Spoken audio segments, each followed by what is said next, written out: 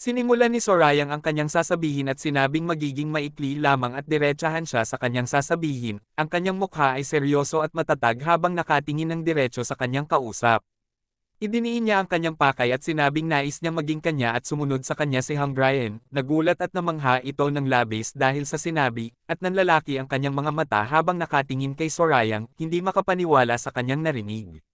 Sa gitna ng katahimikan at pagkalito ay sumagot si Hang Ryan at sinabing tila hindi iyon ang tamang panahon at hindi nararapat na sabihin ang ganitong bagay, na parang nagpapahayag ito ng pagtingin o pag-ibig sa kanya. Sa likuran niya ay makikita ang patak ng tubig na bumagsak sa malinaw na tubig, na lumikha ng mga alon at tunog na umalangaw-ngaw sa buong yungib.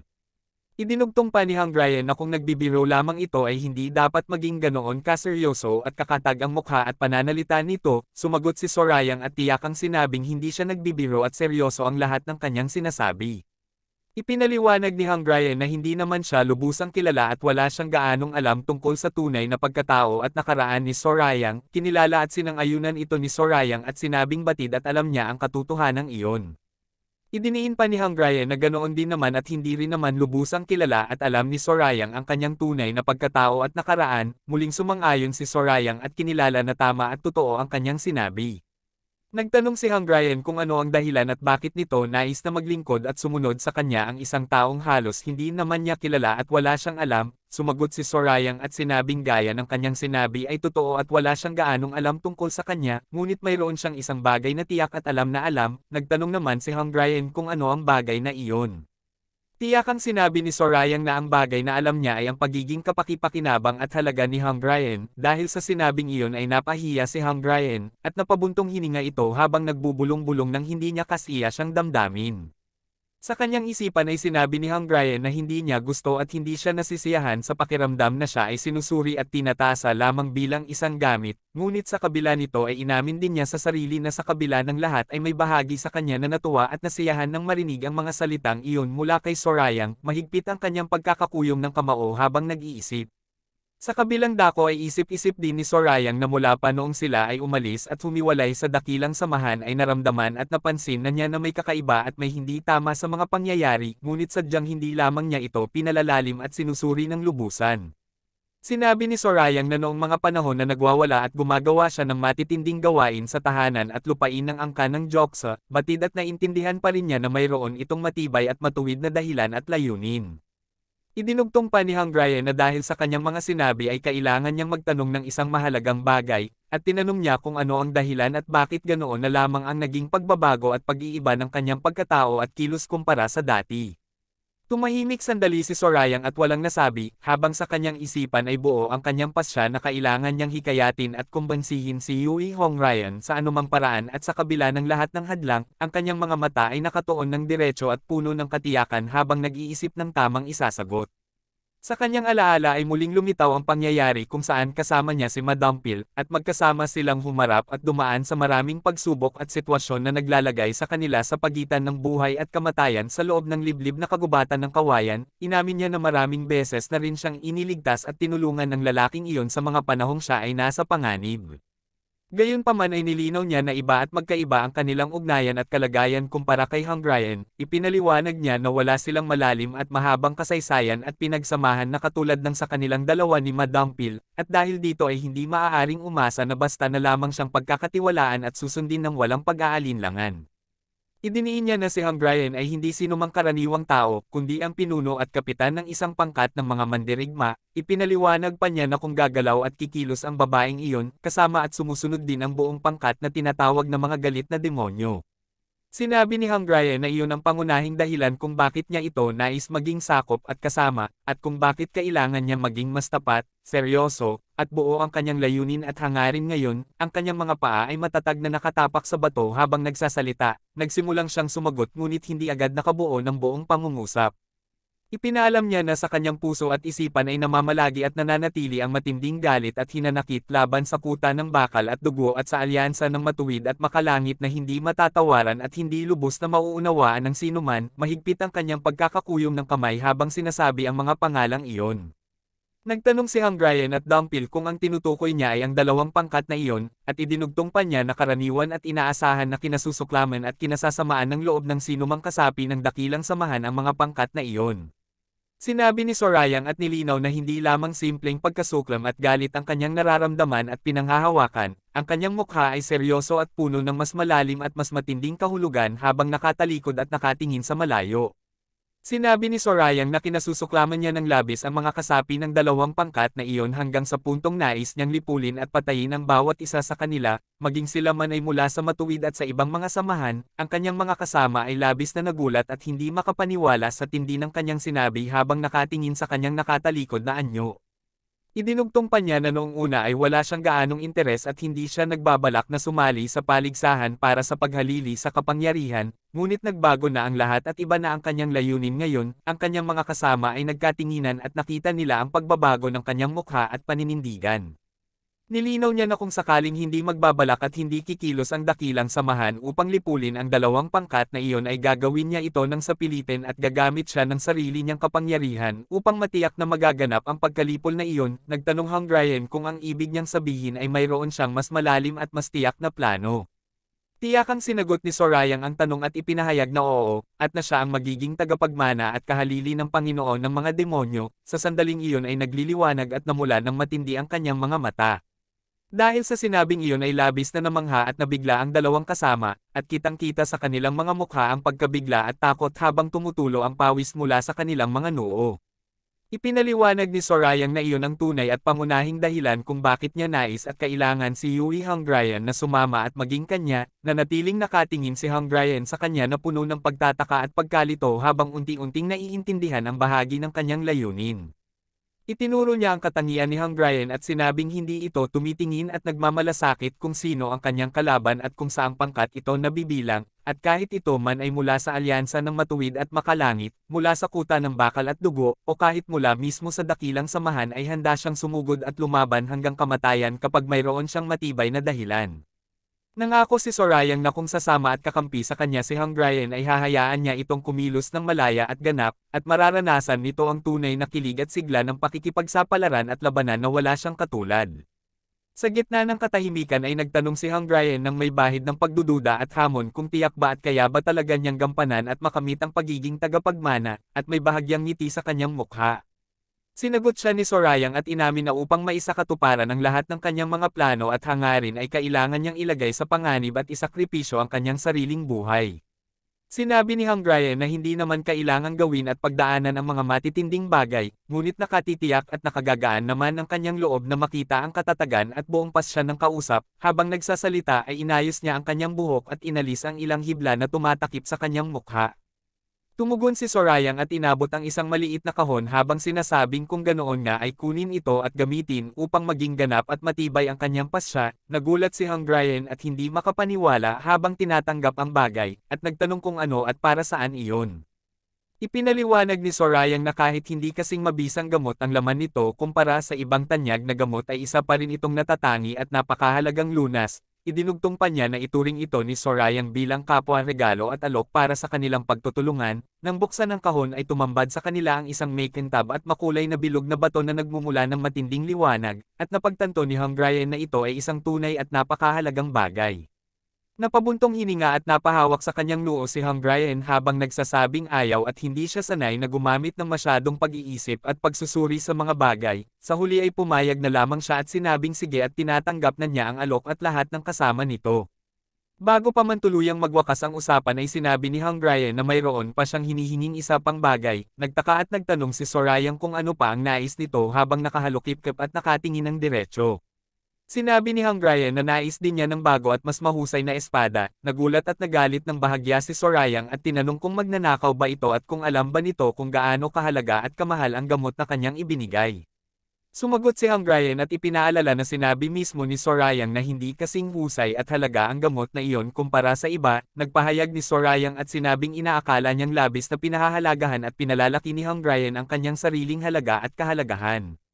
Ipinaliwanag ni Sorayang na makabubuti at magiging kalamangan din naman ito ni Hungarian kung mas malakas at mas mahusay siya. Nagpakita ng pagtataka at pagkabalisa si Dampil habang iniisip na bilang isang pinuno ng pangkat ay humihingi pa rin ito ng karagdagang pabor at kagamitan. Natawa naman si Sorayang ng bahagya at sinabi na totoo ang sinabi ni Hungarian ngunit labis naman itong humihingi ng pabor at pagbibigay. Sa huli ay sumang-ayon na rin si Sorayang at sinabing sapat at nararapat na ang ibibigay niya. Nagulat at hindi makapaniwala si Hungrian habang nakatingin sa mga espadang kanyang inilabas at inihanda. Ipinakita at ipinakilala niya ang espada na tinatawag na Kanya ng Tigre, isang sandata na may kakaibang hugis at napakalaking anyo na nagmumula ng matinding kapangyarihan at liwanag habang hawak ang sandata. Ipinakilala ni Sorayang ang sandata bilang isang banal na kagamitan na dating kilala sa pangalang Espada ng Puting Tigre, at sinabing ito ay angkop na angkop para sa kanya. Idinugtong pa niya na ito ay isa na ngayon sa 4 na maalamat at banal na sandata ng daigdig, at nagtanong kung nagustuhan ba niya ito. Napalunok si Hungrian at sinabing hindi naman ito masama at maganda rin naman, habang halatang namamangha at hindi makapaniwala sa kanyang hawak. Buong pagkamangha ang sinabi ni Hungrian na napakakinang at napakaganda nito habang itinataas at tinitingnan ang sandata. Sa gilid naman ay nagkatinginan sina Sorayang at Dumpil at pareho nilang inisip na tila nawala na sa katinoan at labis na nasiyahan si Hungrian dahil sa ibinigay na regalo. Sinabi ni Sorayang na umupo ito sa kanyang harapan kung tapos na itong humawak at gumamit ng gamot na ibinigay. Dahil wala silang labis na panahon at kailangang kumilos agad, nagtanong ni Hungrian kung ano ang ibig niyang sabihin at kung ano ang gagawin nila. Ipinaliwanag ni Sorayang na pagsasama-samahin at ipupuno nila ang lahat ng lakas at enerhiya na nakatago sa loob ng katawan at ugat ng babae sa loob lamang ng isang araw, kaya kailangang maging matulungin at nakatuon ang isipan dahil kung hindi ay masasayang lamang ang lahat ng mahalagang lakas na iyon. Sinabi naman ni Hungrian na medyo natatakot siya, at nagtanong kung hanggang saan siya mamamahalaan at uutusan dahil pati ang daloy ng kanyang lakas ay tinutulungan pa nito. Ipinaalala ni Sorayang na sinabi mismo ni Hungrian na makabubuti at makikinabang din siya kapag lumakas at naging mas mahusay ang kakayahan niya. Habang nagsasalita ay inilapat niya ang kanyang kamay sa likuran ni Hungrian, at lumabas mula rito ang matinding pulang liwanag at apoy na nagpapahiwatig ng paglipat ng kapangyarihan. Sinabi pa ni Sorayang na hindi siya tiyak kung makakaligtas pa ito at tatagal man lamang ng 1 taon kahit na ibuhos at ilagay niya ang lahat ng kanyang kakayahan at yaman sa pagpapalakas dito. Sa kanyang isipan ay inulit at inisip ni Hungrian ang mga salitang baka hindi siya mabuhay at umabot man lamang ng 1 taon, at bahagyang ngumiti na parang tinatanggap na niya ang anumang kahihinatnan. Mahigpit na inutusan ni Sorayang si Hungrian na itoon ang buong isip at lakas. Pareho silang nakaupo sa sahig na bato habang napapaligiran ng matitingkad na kulay ng asul at pula na nagpapakita ng pagpapalitan at pagdaloy ng lakas sa pagitan nila. Sa kabilang dako at malayo sa kanilang kinaroroonan, sa pagitan ng matataas at matitibay na bato, may tumawag at sumigaw upang makuha ang pansin. Nagpakilala sila bilang mga tauhan mula sa angkan ng Jiajiong, at sinabing dumating sila ayon sa utos at atas na ibinigay ng Inspector General. Sa pagitan ng matatayog na bato at makakapal na gubat, makikita ang isang malawak na lupain kung saan nagtipon ang maraming tao at mga sasakyang hinihila ng mga hayop. Sa harapan ay nakatayo ang isang pangkat na nakasuot ng kulay asul na kasuotan at may dalang mahahabang sandata, habang sa kabilang panig naman ay naroon ang iba pang mga tauhan na nakapalibot sa kanilang mga pinuno. Sa unahan ng pangkat na nakasuot ng asul ay nakatayo si Jong Risan, ang pinuno ng angkan ng Jiajiong, isang lalaking may matipunong pangangatawan, mahabang buhok, at makapal na balbas. Buong kapangyarihan at autoridad niyang sinabi sa kanyang mga kasama na gabayan siya at dalhin agad sa kinaroroonan ng Inspector General. Lumapit sa kanya si Gadukyon, ang pinuno ng ikalawang pangkat ng mga galit na demonyo, na nakasuot ng kayumangging damit at nakatikip ang mukha, at buong paggalang na nagpakilala at bumati sa pinuno ng angkan ng Jiajiong. Ang kanyang mga kamay ay magkahawak sa harapan bilang tanda ng pagpupugay, habang ang kanyang mga kasamahan ay nakatayo sa kanyang likuran at nananatiling mapagmasid sa paligid. Sinabi ng pinuno ng mga galit na demonyo na maghintay lamang sandali at aabisuhan niya agad ang mga naroon. Nagtataka at bahagyang pagkainis si Risan at nagtanong kung ano ang ibig niyang sabihin. Muli na namang nagtanong si Risan kung wala ba talaga doon ang hinihintay nila, at sinagot naman siya ng kausap na iyon nga ang katotohanan. Buong hinanakit ay sinabi ni Risan na hindi niya nagustuhan ang pangyayaring iyon, at idiniin na dapat ay sumunod man lamang ito sa karaniwang kagandahang asal at kaugalian kapag tinatawag at inaatasan ang isang pinuno ng angkan na dumating sa ganoong lugar. Nagtanong pa siya kung nasaan na ba ngayon ang taong iyon, habang unti-unting lumalakas ang kanyang galit at kapangyarihan na nararamdaman sa paligid. Sa kanyang isipan ay napagtanto ng pinuno ng pangkat na ang matinding daloy at alon ng lakas ng kausap ay nakagagambala at nakakaapekto sa daloy ng hangin at enerhiya sa kanilang paligid. Buo rin ang kanyang pasya na kailangang iwasan at huwag pasukin ang anumang alitan at labanan hanggat hindi pa bumabalik ang kanilang kapitan. Ipinaliwanag niya na dumaan at tinahak ng mga hinahanap nila ang makipot na daanan na nasa likuran nila, idinugtong pa niya na sila naman ay tinagubilinan at inutusan lamang na manatili doon at magbantay habang naghihintay. Lalo pang tumaas ang galit ni Rizan at sumigaw na tinawag at ipinatawag sila ngunit hinahayaan naman silang maghintay ng ganoon katagal. Sa kanyang paligid ay lumitaw at kumalat ang matinding kulay asul na liwanag at kuryente. Nagtanong naman ang kausap kung ano ang kahulugan at ibig sabihin ng lahat ng ginagawa nito. Mahigpit na inutusan ni Rizan na ipaalam sa Inspector General na sa pagkakataong ito ay magtitiyaga at maghihintay pa siya, ngunit idiniin na kung hindi pa ito magpapakita at darating pagkalipas ng isang oras ay magkakaroon na ng malubhang kahihinatnan. Mula sa itaas ay narinig ang isang tinig na may halong pag-uuyam at sinabing nakakatakot at nakapanliliit ang kanyang pagkilos, idinugtong pa nito na paano naman siya makakakilos at makapagsasagawa ng kanyang tungkulin bilang Inspector General kung ganoon kat hindi at nakakatakot ang kanyang kaharap, kasabay nito ay lumitaw ang isang paa na tumapak ng mariin sa matigas na bato. Lumingon at sumigaw si Rizan upang alamin kung sino ang nagsasalita at kung sino ang naroon. Sa kanyang harapan ay lumitaw ang bahagi ng katawan at buhok ng isang babae na napapaligiran ng parehong kulay asul na enerhiya na lumalaban at nakikipagsabayan sa lakas na kanyang ibinubuga.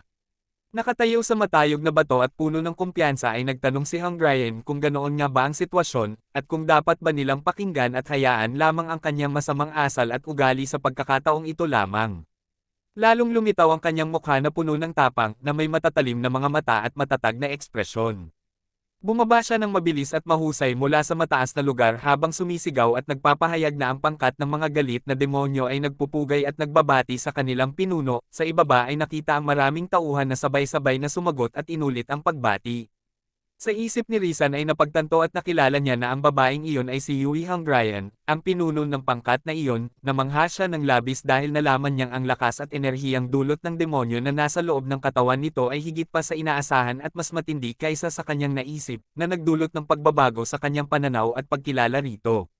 Sinabi ni Rizan na labis na mayabang at mapagmataas ang kanyang ikinikilos, at idiniin na hindi ganoon ang tamang paraan at asal ng isang simpleng pinuno ng pangkat kapag nakaharap at nakakausap ang isang pinuno ng 7 sa mga makapangyarihang angkan ng dakilang samahan. Sumagot naman si Hungarian at sinabing kung nais nito ng tamang asal at paggalang ay hindi dapat ito kumilos ng mayabang at walang pakundangan mula pa sa simula.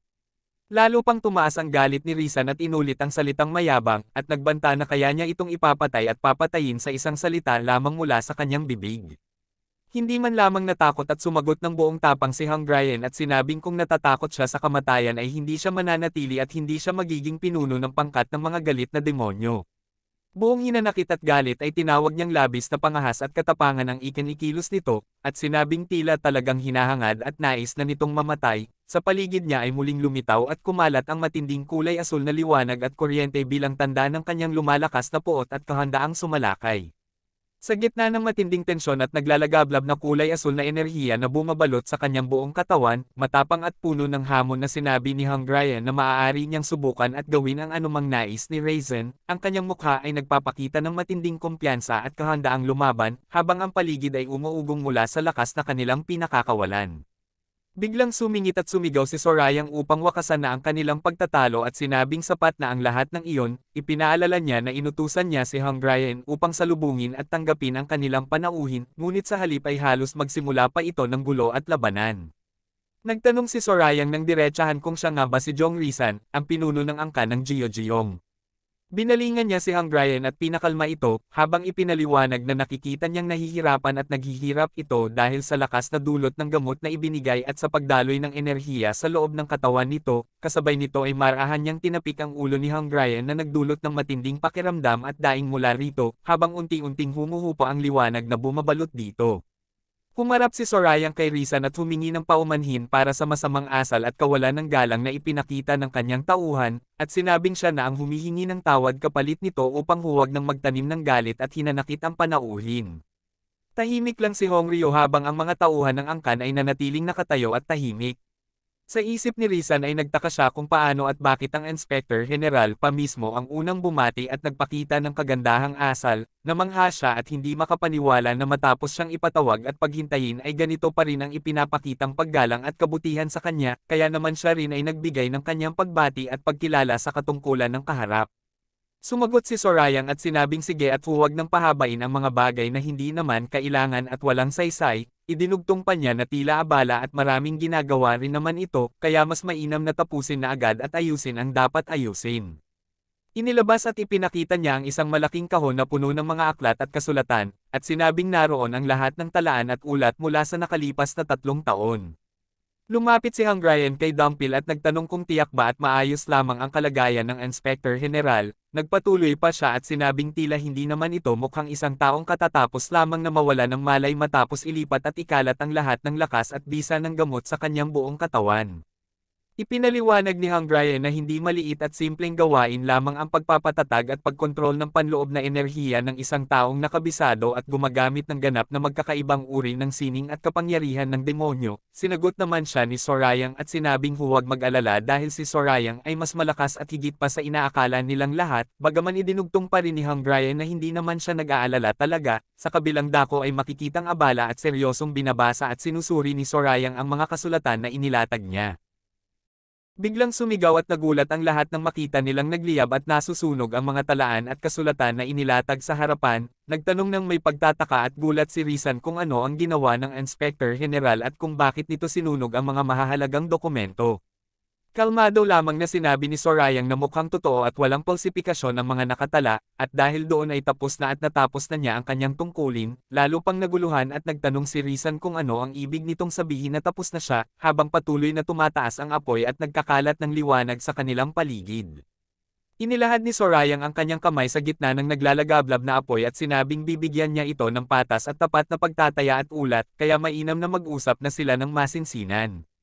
Humarap siya ng diretso kay Rizan at sinabing kailangan niya ang tulong at pakikipagtulungan nito para sa kapakanan at ikabubuti ng buong samahan. Nagtanong naman si Rizan kung ano ang ibig nitong sabihin at kung ano ang hinihinging tulong habang nakatuon ang kanyang pansin at inaasahang paliwanag mula sa kaharap. Ipinaliwanag ni Sorayang na mayroon silang isang samahan at pangkat na kailangang gibain at wakasan, ngunit sa ngayon ay kulang pa sila sa bilang ng mga tauhan at kakampi. Nagulat at namawis si Rizan habang inuulit sa kanyang isip at tinatanong kung ano ang ibig sabihin ng paggiba at pagwawakas na binabanggit nito. Tiyakang sinabi ni Seoryong na ang kanilang layunin at target ay ang pagsasara at pagbuwag sa angkan ng mandirigmang demonyo. Ang kanyang mukha ay seryoso at matatag habang nagsasalita, at ang paligid ay umuugong at nagliliwanag dahil sa lakas at bigat ng kanyang pahayag. Lalo pang gulat at hindi makapaniwala si Rizan at inulit ang sinabing pagsasara at pagbuwag, habang nasa kanyang isip ang katotohanang isa ito sa 7 dakilang angkan ng buong samahan. Ang kanyang reaksyon ay kitang-kita at puno ng pagkabigla dahil sa laki at bigat ng ipinapagawa rito. Maging sina Dumpil at Hang Ryan ay nagulat din at hindi makapaniwala sa kanilang narinig, at pareho nilang tinanong at inulit kung isa nga ba ito sa 7 makapangyarihang angkan ng dakilang samahan. Ang kanilang mga mukha ay nagpakita ng matinding pagtataka habang nakatingin sa Inspector General. Nagtanong si Rizan kung ano at kung mayroon bang matibay na dahilan at batayan para sa ganitong uri ng gawain at utos. Sumagot naman si Sorayang na hindi niya alam at siya ay sumusunod lamang sa mga utos at pasya ng mga nakatataas at namumuno sa samahan. Buong diin at galit na sinabi ni Rizan na walang katotohanan at kalokohan lamang ang lahat ng ito, dahil ang tinutukoy nito ay isa sa 7 dakilang angkan at hindi basta-basta matitibag. Idinugtong pa niya na sigurado siyang mayroong matibay at malalim na dahilan kung bakit ibinigay ang ganitong uri ng utos at malaking hakbang, at kailangang malaman niya ang lahat ng ito. Habang bahagyang ngumingiti, sinabi ni Seoryong na ang ikinikilos ni Rizan ay katulad din ng ginawa noon ng pinuno ng angkan na si Joksa. Ang kanyang tinig ay kalmado ngunit may bigat. Nagulat at nagtanong si Rizan kung ano ang ibig sabihin nito. Ipinaliwanag ni Sorayang na ang nasabing pinuno ay nabagabag at napuno ng pagkabigo dahil sa kawalan ng malinaw na batayan at dahilan mula sa dakilang samahan. Idinugtong pa niya na maliwanag naman na ganoon talaga ang magiging reaksyon nila, kaya muling nagtanong si Rizan kung bakit kailangang maging ganoon ang takbo ng mga pangyayari. Sinabi ni Sorayang na nararapat lamang na sundin ang mga utos at hindi na kailangan pang humingi ng paliwanag at dahilan. Idiniin pa niya kung sadyang sasalungat ba ito sa mga utos ng dakilang samahan ng walang sapat na dahilan. Ang kanyang mukha ay seryoso at matatag habang nakatingin ng diretso sa kaharap. Biglang sumigaw at nagpakita ng matinding poot si Rizan, at sa likuran niya ay makikita ang kanyang mga tauhan na nakahanda at puno ng lakas, habang lumilitaw ang kulay asul na enerhiya na kumakalat sa buong paligid bilang tanda ng kanilang galit at kahandaang lumaban. Ang buong paligid ay umuugong dahil sa bigat ng kanilang kapangyarihan. Sinabi ni Sorayang na maaari lamang siyang magbahagi ng dahilan kung nais niya, ngunit wala siyang obligasyon na gawin ito. Sa kanyang likuran naman ay nakatayo sina Hung Ryan at Dampil kasama ang kanilang mga tauhan, na matatag na nakaharang at nakatindig sa gitna ng nagbabagang liwanag at alikabok. Nagtanong si Sorayang kung ano ang pananaw at pagtingin nito sa dakilang samahan, idinugtong pa niya kung inaakala ba nitong kapantay at katumbas lamang nito ang samahan, katulad ng ginagawa ng mga taga-sinaunang paniniwala sa kanilang mga kakampi. Mariing itinanggi ni Rizan at sinabing hindi totoo ang mga sinabi nito, kitang-kita ang kanyang pagkabalisa at pagkagalit habang tumutulo ang pawis sa kanyang noo. Ipinaliwanag ni Sorayang na maging ang dakilang alyansa ay may karapatang magbigay ng utos sa mga kaugnay nitong pangkat at samahan, idinugtong pa niya na naghahabol at nagreklamo ito sa mga bagay na hindi man lamang inirereklamo ng mga taga-sinaunang paniniwala, at nagtanong kung baka sakaling nawala na ba ang katapatan nito sa Panginoon ng demonyo, ang kanyang mga mata ay naging mapula at puno ng babala habang nagsasalita. Lalo pang tumindi ang galit at pagkabigla ni Rizan habang naririnig ang mga salitang iyon, ang kanyang mukha ay puno ng puot at pagtutol, habang ang kulay asul na liwanag ay muling lumitaw at kumalat sa kanyang paligid bilang tanda ng kanyang lumalakas na damdamin. Sa isipan ng mga tauhan ni Rizan ay nagtanong sila kung hindi ba lumalampas na ito sa hangganan ng kapangyarihan kahit bilang Inspector General, inisip pa nila na kung ang kanilang pinuno lamang ang magbibigay ng utos ay susunod at gagawin nila ang lahat, ngunit labis na ang ginagawa at hinihingi ng kaharap, ang kanilang mga mukha ay nagpakita ng matinding pag-aalinlangan at galit habang nakahawak ng mahigpit sa kanilang mga sandata. Biglang yumanig ang buong paligid at nagkaroon ng matinding pagsabog na nagpatalsik sa mga bato at lupa sa lahat ng direksyon, kasabay ng malakas na sigaw ng gulat at sakit mula sa mga tauhan ni Rizan. Isang matinding pulang liwanag ang dumaan at tumagos sa gitna, dahilan upang magtanong sila ng may matinding pagkabigla sa kung ano ang nangyari at kung paano ito naganap ng ganito kabilis at bigla. Nakatayo si Sorayang sa gitna ng naglalagablab na pulang enerhiya habang hawak ang kanyang espada, at mariing nagtanong kung sinabi ba nitong sila ay mga tagabantay ng hari ng karagatan, idinugtong pa niya na matagal na niyang tinitiis at pinagbibigyan ang pagiging mapagmataas nito alang-alang sa dangal at pangalan ng kanilang pinuno, ngunit sinabi rin niyang wala na itong karapatan sa kanyang pasensya at pagpaparaya. Sa ibaba, makikitang nabuwal at nagulat ang mga tauhan dahil sa lakas ng puwersang lumabas mula sa kanya. Napapaligiran ng makakapal na alon ng pulang liwanag at kapangyarihan, muling nagbabala si Sorayang na kung minsan pa ay magpakita ito ng uhaw sa dugo at karahasan ng hindi alam ang kanyang lugar at posisyon, ay papatayin niya silang lahat ng walang pag-aalinlangan. Habang bumagsak ang isang napakalaki at matibay na sandata sa lupa na nagdulot ng malalim na bitik, sinabi ni Sorayang na tulad ng alam nilang lahat ay abala siya at marami pang dapat gawin, idinugtong pa niya na ito na ang huling pagkakataon na magtatanong siya at hiniling na sumagot ito ng seryoso at tapat dahil wala na siyang panahon para sa mga walang kabuluhang usapan. Nakatayo siya ng tuwid at matatag habang itinanim ang dulo ng kanyang espada sa lupa, at nagtanong ng diretsahan kung tutulong ba ito sa kanya at kung pipiliin nitong umalis at tumalikod na lamang.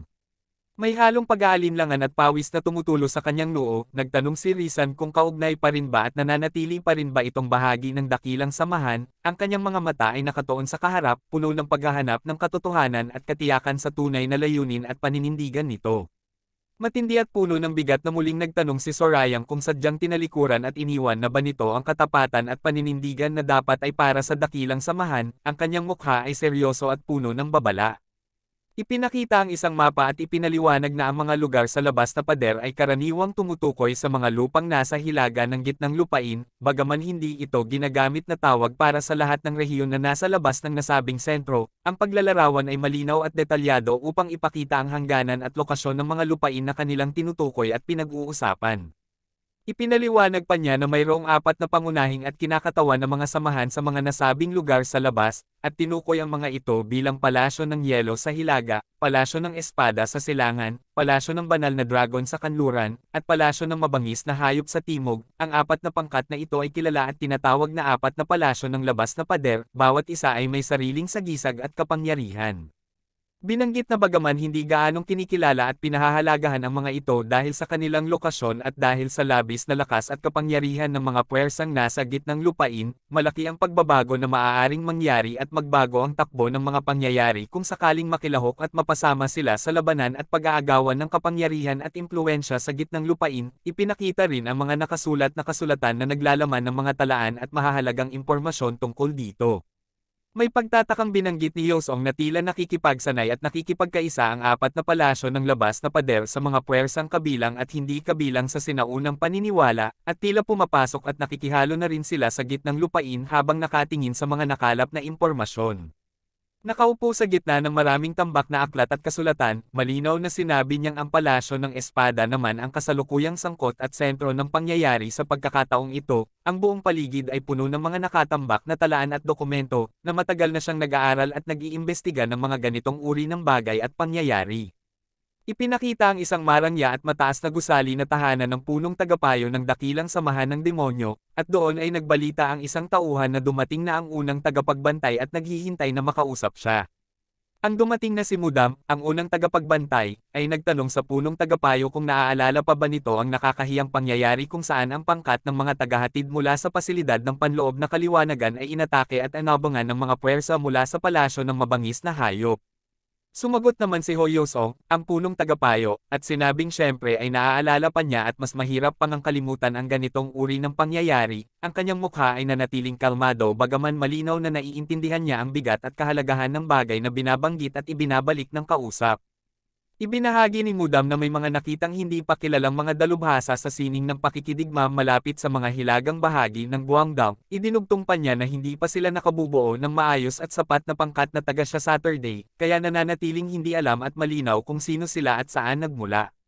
Kalmadong tumugon si Yosong na naiintindihan niya ang sitwasyon habang maingat na naghahanda at naglalagay ng mga sangkap sa tsaa. Nagtanong naman si Mudam kung hindi ba alam at alam na pala ito ng kausap, at sinagot siya nito na alam na niya ang lahat ng ito mula pa sa simula. Ipinaliwanag ni Yosong na dahil sa nakikitang pagbuo ng pangkat na taga siya Saturday ng hukbong tagapagbantay, ay malinaw na mayroong taong kailangang protektahan at ingatan sa nasabing rehiyon. Sa isip ni Mudam ay kinilala niyang matalas at matalino pa rin tulad ng dati ang kausap, at nagtaka kung paano nito nakuha ang ganyang uri ng hinuha at kaalaman mula lamang sa maikli at simpleng palitan ng usapan. Kumpirmadong sinabi ni Mudam na tama at totoo ang hinala nito, na lalong ikinagulat ni Yosong at nagtanong kung hindi ba dapat ay itago lamang ito at panatilihing lihim, at kung bakit ay basta-basta lamang nitong inamin at sinabi ang katotohanan. Habang nakatuon ang kanyang paningin, sinabi ni Mudam na ang unang tagapagbantay ay hindi nagtatago ng anumang bagay at laging hayag ang kanyang mga kilos at kaisipan. Idinugtong pa niya na ito ay kakaiba sa kanyang sarili, na ginagamit ang ngiti bilang pananggalang at takip habang siya ay naghahanda at nagsasagawa ng mga lihim na hakbang at pag-atake. Sa kanyang sariling pag-iisip, napagtanto ni Yosong na wala siyang makukuha at malalaman na anumang mahalagang bagay mula sa kausap kung mananatili lamang sila sa mababaw at karaniwang usapan. Ipinabatid na ang unang pangkat ay palihim na kumikilos at lumalapit sa itinakdang puntirya, habang ipinapaalala rin na kailangang laging handa at mapagmatsyag dahil sa mga panganib at hindi inaasahang pangyayari na maaaring dumating anumang oras.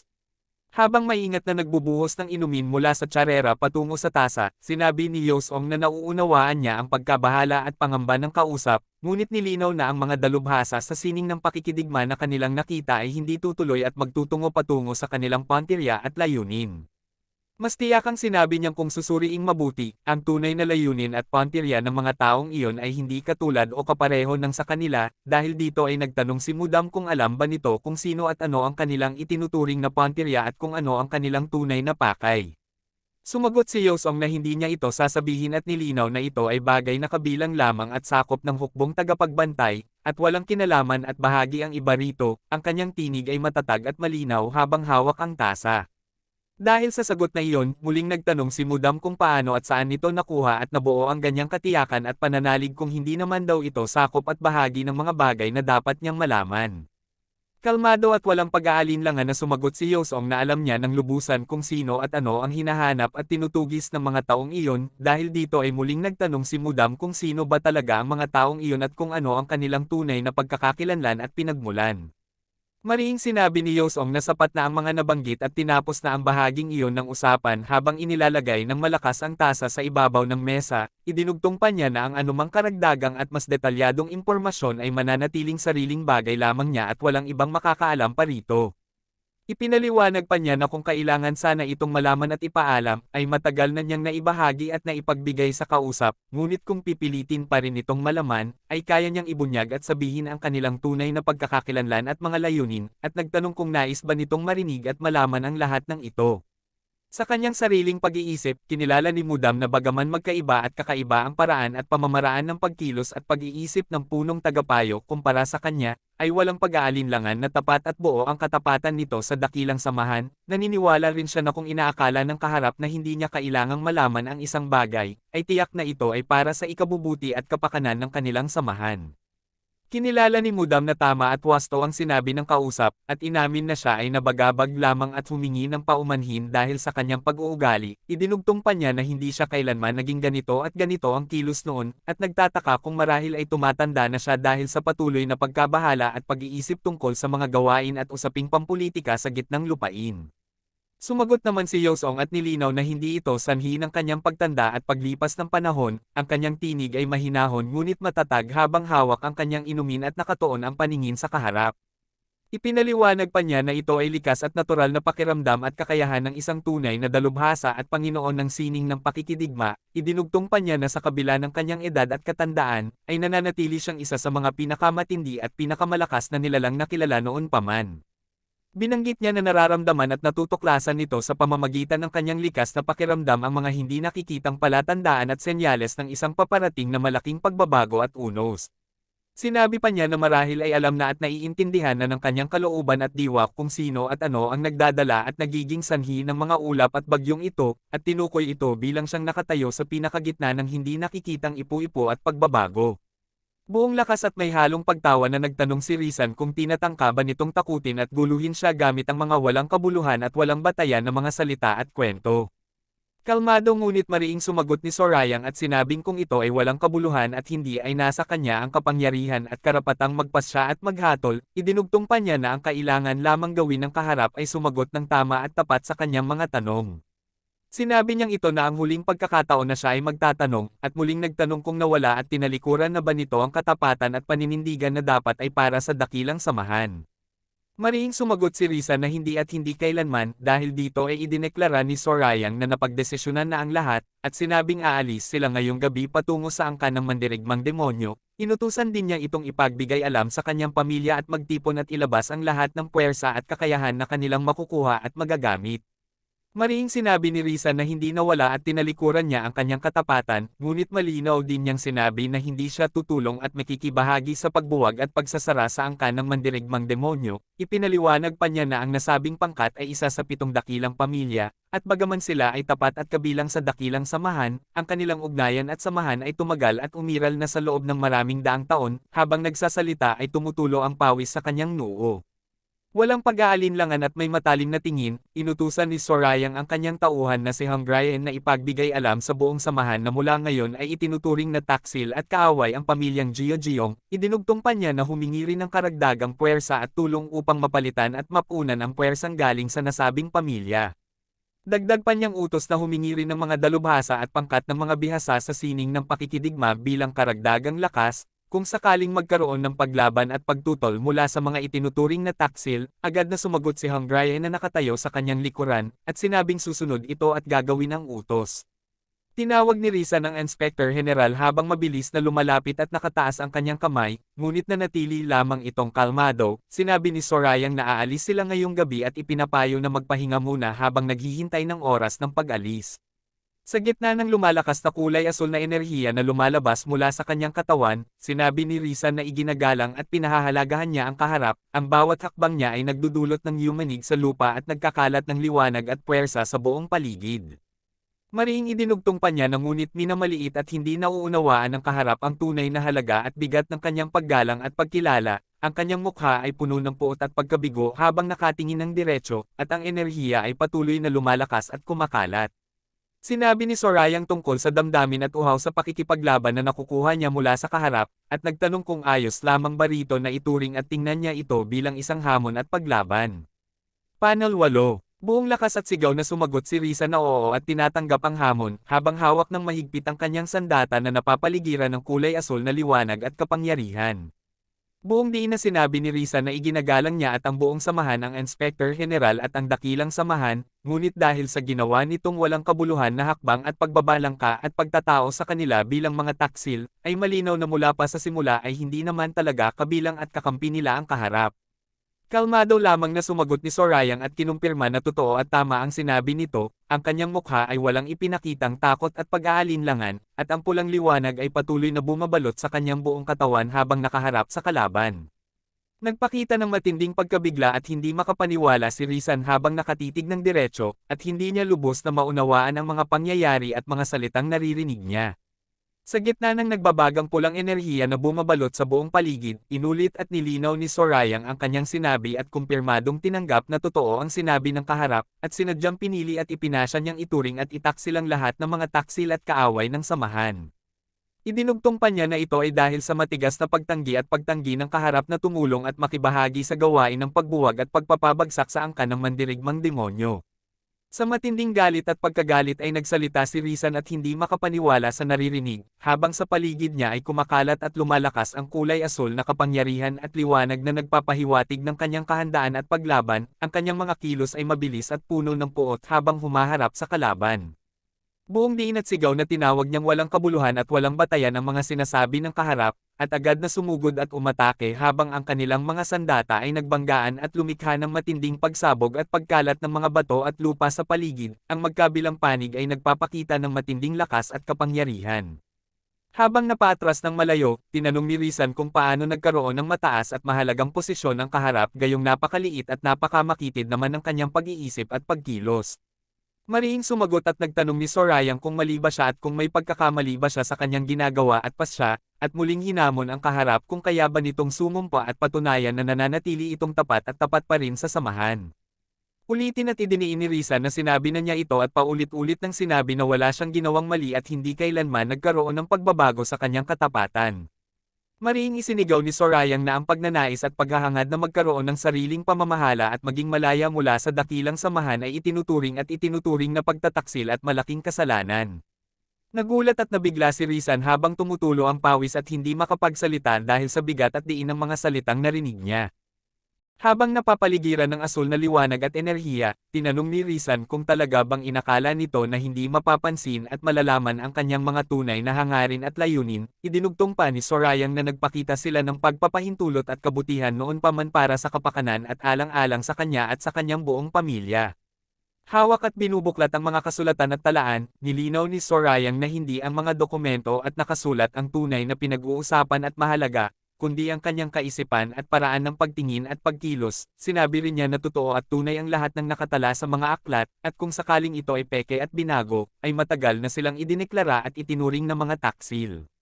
Ipinagpatuloy ni Sorayang na mula sa mga nakalap na impormasyon at katotohanan ay napagtanto niya na ninais at hinangad ng kaharap na magkaroon ng sariling pamamahala at kalayaan, ngunit hindi naman nito nilayon at sinadyang lokohin at ipagkanulo ang buong samahan. Dahil dito ay binigyan pa niya ito ng isa pang pagkakataon at pag-asang maitama ang lahat. Si Rizan ay nakatayo lamang at nakikinig habang napapaligiran ng kulay asul na enerhiya.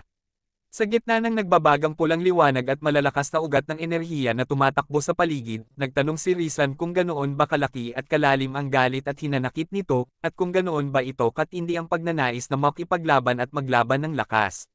Sa kanyang sariling pag-iisip, kinilala at napagtanto ni Rizan na ang demonyikong enerhiya at kapangyarihan na taglay ng Inspector General ay higit pa at mas matindi kaysa sa lahat ng inaakala at inilarawan niya sa kanyang isipan noon pa man. Ang kanyang mga mata ay nanlaki dahil sa gulat habang nararamdaman ang bigat at lakas na nanggagaling sa kaharap.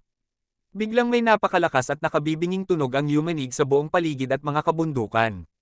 Nagpakita ng matinding gulat at hindi makapaniwala ang mga tauhan at kasama na nakatayo sa malayo habang nakikita at nararamdaman ang pangyayari, at nagtanong kung ano ang bagay na iyon at kung totoo ba ang kanilang nakikita. Ang kanilang mga mukha ay puno ng takot at pagtataka habang nakatingin sa pinagmulan ng ingay at liwanag. Nakita nila ang mga nilalang sa kanilang harapan habang may naglalakad patungo sa kanila, kasabay nito ay may bumangsak na mga paa ng tigre. Habang nakatayo at nakataas ang kanyang sandata, nagtanong si Rizan ng may matinding pagtataka at takot kung ano at anong uri ng nilalang at hayop ang iyon na biglang lumitaw at humarap sa kanila. Sa huli ay napagtanto at tinanong ni Rizan ang kanyang sarili kung nagkamali ba siya at nagkulang sa kanyang paghusga at pagkilala sa mga bagay at tao sa kanyang paligid. Ang pawis ay tumutulo sa kanyang mukha habang nakatitig ng malalim, puno ng pagdududa at pagbabago ng kanyang pananaw at pagkaunawa. Sa kanilang harapan ay umalingaw-ngaw ang napakalakas sa sigaw ni Goldie sa harapan habang tinapakan niya ang tigre na wala ng buhay.